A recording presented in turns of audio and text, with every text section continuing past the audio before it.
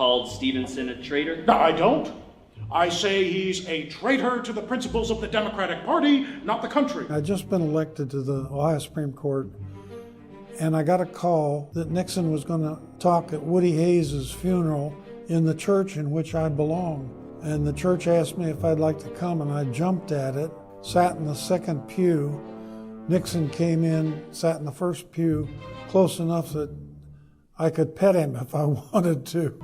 I don't know where I stand with Ike. The day at his fishing camp was a disaster. I showed up in a new suit, shoes shined, and someone hands me a trout net, and I say, "What's this for?" I think of him as a very shy, introverted sort of person that's always kind of awkward. He walks on the beach in polished black shoes, things like that. But he was so charismatic. He blew me away. His speech was magnificent. It was just a real sparkling moment that I'll never forget. Americans are hungry for the same magnificent leadership that enabled you to crush the Nazi war machine. I don't think people can get enough of understanding these people that are very, very public figures and getting to learn about their rises to power, the opportunity to hear what happened behind closed doors, especially when it becomes the politics. I mean, that's something that's relevant today. I mean, think about half of the news that we ingest.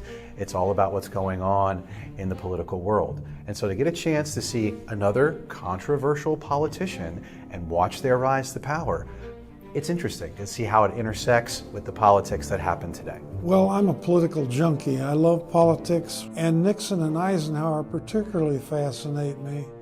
When you think about it, they're really probably the two most influential world leaders in the second half of the 20th century. And Nixon and Eisenhower are so different in personality that it's a gold mine of understanding people who have risen to this level of power. But I wanted him to know how delighted I am that he'll be president.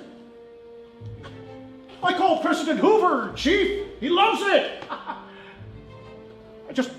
I didn't feel comfortable. Our actors are really embodying the characters. So we've got Scott Douglas Wilson portraying Nixon, and really he's come to grips with the multiple layers of Nixon. And then we've also got Todd Covert as Eisenhower. His slap on the back cowboy routine is offensive. He's really come to terms with the kind of stoicism, idealism of Ike that really brings him to life and humanizes these political figures. A national campaign will be a nightmare.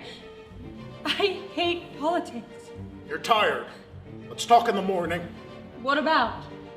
You don't care what I want. Pat, this can take you and me to the very top. Look what you're doing to the girls. The relation between Dick and Pat Nixon is as fascinating as the political rise of Nixon. Eisenhower! Working with him on the most important issues in the world. You didn't even Pat, tell me what was I've happening. hardly had a moment since we got to Chicago. I smile. I look up to adore you. When you speak, you even tell me what to wear. You've worked yourself into a state. She hated politics, and that's one of the arcs of the play.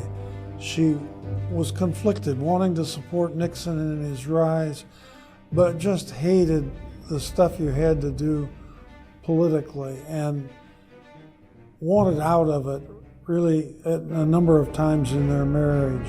One of the great honors of my life is to have the opportunity to collaborate with Herb Brown. Just pure bliss.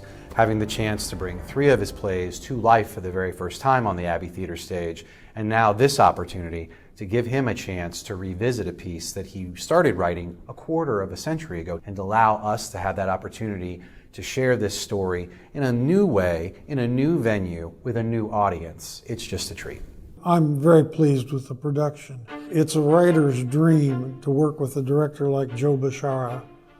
He really works to get the story out, and you end up with a much better, much more riveting story than what was just on the black and white of the paper. you will provide the moral compass this country so desperately needs. Yes, And you mentioned ideals, and I'd simply like to say that Truman's administration is the most corrupt, disrespected, subversive in history. They all have to contend with the aspects of power. Every president, I think, has had to deal with that.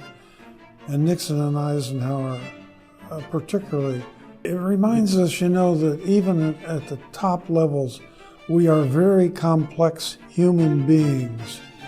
And I think people that see this play will come away, even if they didn't like Nixon and think of him as a villain, with a great deal of sympathy for what he went through in his struggle to move up and in his dealings with President Eisenhower.